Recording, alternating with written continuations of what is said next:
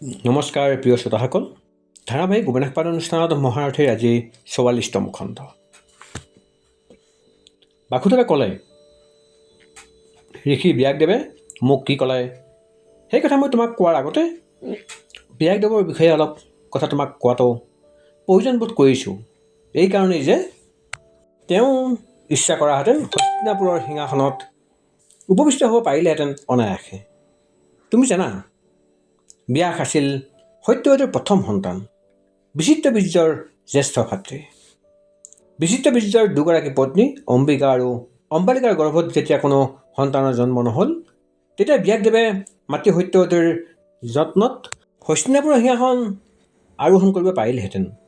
তেওঁ নকৰিলে, কাৰণ তেওঁ জানে এই সাম্ৰাজ্য, মহাপ্ৰতাপ, সম্পত্তি, ঐশ্বৰ্য ক্ষণস্থায়ী, ভংগুৰ। তাৰ মাজেদি মানৱতাৰ মংগল আৰু নিজৰ অমৰত্ব সম্ভৱ নহয়। পৰিণামত তেওঁ মানৱাতীত পৰ্যায়লৈ আৰোহণ কৰি ঋষিৰ আসনত বহি মহাকাব্য ৰচনাত ব্ৰতী হ'ল। কৰ্ণ, জন্মকালত মানুহ মানৱাতীত নহয়, সাধাৰণ ৰূপেই পৃথিৱীৰ ধূলি মাটিৰ প্ৰলেপ শৰীৰত সানি মানুহৰ আৰম্ভণি। তাৰপিছত সমগ্ৰ জীৱনব্যাপী কৃচ্ছ সাধনা, সীমাহীন ত্যাগ আৰু বিসৰ্জন, অজস্ৰ পাৰ্থিৱ মোহ প্ৰলোভনৰ পৰা নিজক মুক্ত কৰি মানুহৰ ঋষিত্ব প্ৰাপ্ত হয়। মানুহৰ পৰ্যায়ৰ পৰা মানুহ ঋষিৰ পৰ্যায়লৈ উত্তীৰ্ণ হয়। ঋষিৰ পৰ্যায় পাবৰ বাবে মানুহে জীৱনব্যাপী সাধনা হয় প্ৰয়োজন। আমাৰ জীৱনকালত এই ঋষিত্বৰ মহৎ উদাহৰণ হ'ল ব্যাসদেৱ। তেওঁ ভৱিষ্যদ্ৰষ্টা ঋষি, তেওঁ শাস্ত্ৰজ্ঞ, তেওঁ মহাকাব্য ৰচনাৰ পূৰ্ণ অধিকাৰী। তেওঁ অমৰ ৰচনাৰ মাজেদি আমাৰ যুগৰ অমৰ কাহিনী এই বিশাল ভাৰতবৰ্ষত চিৰকাল প্ৰবাহিত কৰিব। এই ব্যাসদেৱে আমাক যি কথা বিব্ৰত কৰিলে, সেই কথা মই তোমাক কওঁ শুনা।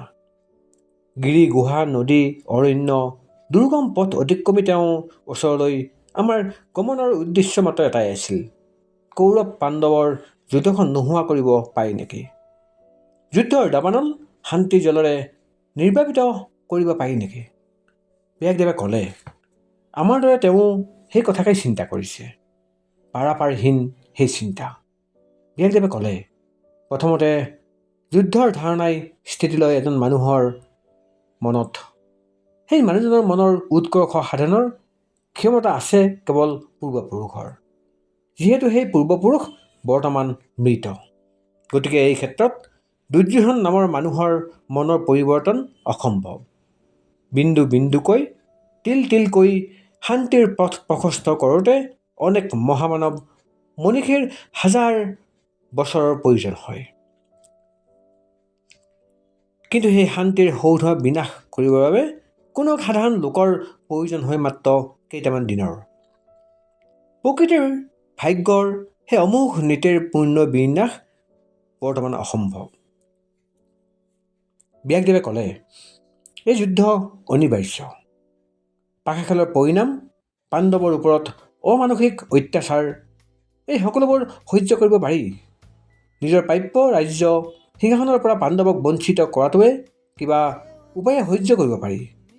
কিন্তু কুলবধূ দ্ৰৌপদীক ৰাজসভাত কেৱল কেশ সংহাৰ কৰি অপমান কৰাই নহয়, সেই অসহায় নাৰীক ৰজস্বলা একবস্ত্ৰী অৱস্থাত নগ্ন কৰাৰ যি পাশৱিক উন্মাদনা, তাৰ প্ৰতিকাৰ একমাত্ৰ যুদ্ধৰ বাহিৰে কি হ'ব পাৰে। দ্ৰৌপদীৰ শৰীৰক যি অসুৰে আসুৰিক তৃপ্তিৰ বাবে ধৰ্ষণ কৰে, সেই অসুৰক ক্ষমা কৰাৰ বিধান কোনো শাস্ত্ৰতে অবৰ্তমান। যিটো মনত তেনে বিভৎস চিন্তাৰ জন্ম হ'ব পাৰে, সেই মন নিৰ্মূল কৰিবৰ বাবে যুদ্ধৰ বাহিৰে গত্যন্তৰ নাই। যুদ্ধ এক ভয়ানক ঘটনা, কোনো জ্ঞানীয়ে যুদ্ধক আহ্বান নকৰে। কিন্তু যি যুদ্ধৰ দ্বাৰা নাৰীৰ মৰ্যাদা কৰা হ'ব পাৰে ৰক্ষা, অসাধুক কৰিব পাৰি নিঃশেষ, সেই যুদ্ধ আদৰণীয়। যদি সেই নাৰীৰ অপমানৰ বাবে অনুশোচনাত দুগ্ধ হৈ শকুনি, দুৰ্যোধন আৰু তেওঁলোকৰ ক্ষমতাহীন পিতৃ ধৃতৰাষ্ট্ৰই দ্ৰৌপদীৰ ক্ষমা প্ৰাৰ্থনা বিচাৰি অৰণ্যগামী হ'লহেঁতেন, তেনেহ'লে যুদ্ধৰ প্ৰয়োজন নাছিল। যি হস্তেৰে সঠিক কুলবধূৰ শৰীৰ বস্ত্ৰ অপসাৰণ কৰা হয়, সেই হস্ত ভীমৰ গদাৰে ভংগ নকৰিলে পৃথিৱীতে ধৰ্ম আৰু ন্যায় প্ৰতিষ্ঠা হ'ব পাৰিবনে? কৰ্ণ, ব্যাসদেৱৰ সেইখিনি কথাই মোৰ সুদীৰ্ঘ দিনৰ চিন্তাত দৃঢ় প্ৰকাশ কৰিলে। কাৰণ আমাৰ জীৱনকালত ব্যাসদেৱতকৈ ঋষিত্বৰ শ্ৰেষ্ঠ আৰু ভৱিষ্যত দ্ৰষ্টা দ্বিতীয় এজন নাই। মই তেওঁৰ কথাক শেষ বাক্যৰূপে গ্ৰহণ কৰিলোঁ। কিন্তু কৰ্ণ, যুদ্ধ অনিবাৰ্যতাৰ বিষয়ে উদাত্ত কণ্ঠে বিব্ৰত কৰাৰ পিছত ব্যাসদেৱৰ সমগ্ৰ মুখমণ্ডল অসীম বেদনাৰে উপচি পৰিছিল।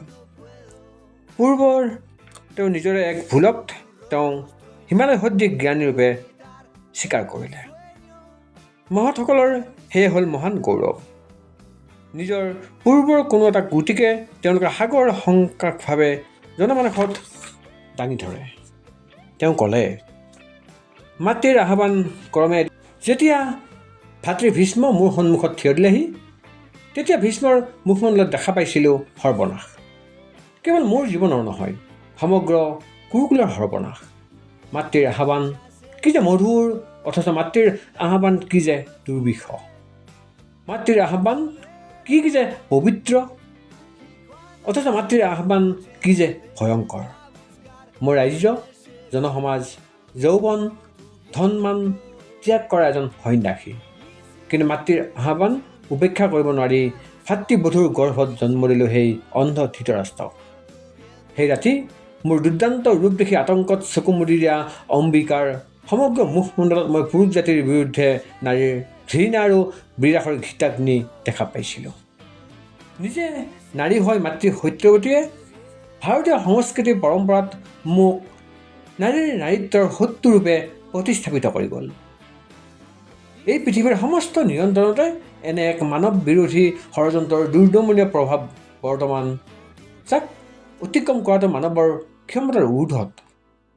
সেই ধৃতৰাষ্ট্ৰই দ্ৰৌপদীৰ দৰে কুলবধূৰ হৃদয় গভীৰ বেদনা অনুভৱ কৰিব কেনেকৈ? ধৃতৰাষ্ট্ৰৰ বিধৱা মাতৃৰ পবিত্ৰ শয্যা কোনো এক ঘোৰ অমাৱস্যাৰ ৰাতি কলুষিত কৰিছিল এজন পৰপুৰুষে হস্তিনাপুৰৰ ৰাজবংশৰ অমৰত্ব আৰু ধাৰাবাহিকতাৰ স্বাৰ্থত। সেই বংশৰে ৰজা অন্ধ ধৃতৰাষ্ট্ৰই সেই বংশক ধ্বংস নকৰি আন কোনে কৰিব? কৰ্ণ, মই তেতিয়া ব্যাসদেৱক সুধিছিলোঁ, পাণ্ডৱ আৰু কুৰুৰ মাজত যুদ্ধখন বন্ধ কৰাৰ কি সামান্য উপায়ো নাই? সেই যুদ্ধ অনিবাৰ্য বুলি মই নিজে জানিও আমাৰ যুগৰ এজন শ্ৰেষ্ঠ ভৱিষ্যতদৰ্শী ঋষিৰ পৰা সেই কথা জনাৰ আগ্ৰহ আছিল মোৰ অসীম। ব্যাসে কি ক'লে তুমি শুনিবা কৰ্ণ? মই যিটো কথা মুহূৰ্তৰ বাবেও কল্পনা পৰ্যন্ত কৰিব পৰা নাছিলোঁ, যাৰ চিন্তা মোৰ বাবে আছিল পূৰ্ণৰূপে বিদেশী, সেই কথা তেওঁ মোক শুনালে। তেওঁ ক'লে, কৃষ্ণ, তুমি হস্তিনাপুৰৰ সিংহাসন আৰোহণ কৰিব পাৰিবা। যদি পাৰা, এই যুদ্ধৰ চিন্তা পৰ্যন্ত সকলোৰে মনৰ পৰা খন্তেকতে বিলুপ্ত হ'ব। কৃষ্ণ, তোমাৰ সন্মুখত কোনো বাধা নাই। তুমি কংস, জৰাসন্ধ, শিশুপালক বধ কৰি নিজৰ অসীম ক্ষমতাৰ পৰিচয় দিছা। 18 অক্ষৌহিণী সেনাই তোমাৰ নিৰ্দেশৰ বাবে সাজু হৈ থাকে। তুমি সিংহাসন গ্ৰহণ কৰা আৰু যুধিষ্ঠিৰ আৰু 4 ভাতৃক প্ৰতিষ্ঠা দিয়া। দুৰ্যোধন দুঃশাসন শকুনিৰ কণ্ঠ ৰোধ হ'ব চিৰকালৰ বাবে। তোমাৰ বিচক্ষণত ন্যায়পৰায়ণতা, ধৰ্ম সংস্থাপনৰ মহত্বই কেৱল এই যুদ্ধৰে নহয়, ভাৰতৰ ভূমিত সকলো যুদ্ধৰ সম্ভাৱনা চিৰকালৰ বাবে বিলুপ্ত হৈ পৰিব। পাৰিব? মোৰ সন্মুখত যেতিয়া এই আহ্বানৰ গ্ৰহণৰ একো অভিব্যঞ্জনা ফুটি নুঠিল, তেতিয়া তেওঁ ক'লে, তুমি নোৱাৰা, মই জানো। আৰু সেইবাবেই মই জানো যে এই যুদ্ধৰ বিকল্প নাই। মই জানো চিৰজীৱন তোমাৰ যি শিৰত বনমালা শোভা পায়, সেই শিৰত ৰজাৰ মুকুটৰ স্থান নাই। হস্তিনাপুৰৰ ৰজাৰ ৰাজমুকুট পৰিধান নকৰি তুমি সমগ্ৰ মানৱৰ অন্তৰৰ সিংহাসন অধিকাৰ কৰিবৰ বাবে এই যুদ্ধ নিৰ্ঘাত। তুমি নজনা নহয় কৃষ্ণ, তোমাৰ শান্তি আৰু মৈত্ৰীৰ পথ আঙুল আঙুলকৈ প্ৰশস্ত কৰিবৰ বাবে এই অশান্তিময় যুদ্ধ অপৰিহাৰ্য। মানৱতাৰ ৰক্ষাৰ বাবে মানৱ সভ্যতাক ঐশ্বৰ্যমণ্ডিত কৰাৰ অৰ্থে কিছু মানুহ নিশেষ হ'ব লাগিব। ব্যাসদেৱৰ কথাই মোক অভিভূত কৰিলে। যুদ্ধৰ বিষয়ে মোৰ মনত থকা সামান্য শংকা সন্দেহক তেওঁ নিৰ্মূল কৰি থৈ গ'ল। কৰ্ণ, মানুহৰ সৃষ্টিৰ প্ৰথম মতেই মানুহৰ ভাগ্যৰ বিসংগতিয়ে নিজৰ দাবী সাব্যস্ত কৰে। সংগতি আৰু বিসংগতিয়েই মানুহৰ জীৱন। যিসকলে বিসংগতিক সম্পূৰ্ণভাৱে অতিক্ৰম কৰিব পাৰিছে তেওঁলোকে ঋষিৰ পৰ্যায়লৈ আৰোহণ কৰে।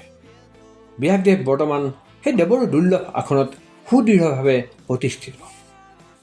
মই ভাবিছিলোঁ বাসুদেৱ কৃষ্ণক প্ৰত্যাহ্বান জনাৰ শক্তি মই আয়ত্ত কৰিব পাৰিছিলোঁ। মই ভাবিছিলোঁ কৃষ্ণৰ কথা কাণ পাতি মূৰ তুলি শুনাতকৈ তেওঁহে মোৰ কথা শুনিব লাগিব। কিন্তু তেওঁৰ কাষত থিয় হৈ বহি মই যি কথা শুনিলোঁ তাক শুনিবৰ বাবে যেন অনন্তকাল মই নিৰৱধি যাত্ৰা কৰিছিলোঁ। মোৰ অহংকাৰ ধূলিত ছাত হ'ল।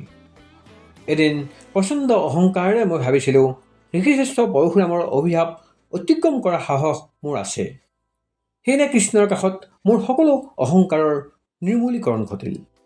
মানুহ হৈও ঋষিৰ ক্ষমতা যোগ্যতাৰে তেওঁ অনন্য। তেওঁৰ কথা শুনা মানে মহাজীৱনৰ সৰ্বব্যাপ্ত সুৰৰ ধ্বনিৰ মাজত নিমজ্জিত হোৱা। প্ৰিয় শ্ৰোতাসকল, এয়া আছিল আজি মহাৰথীৰ 44তম খণ্ড। ধন্যবাদ।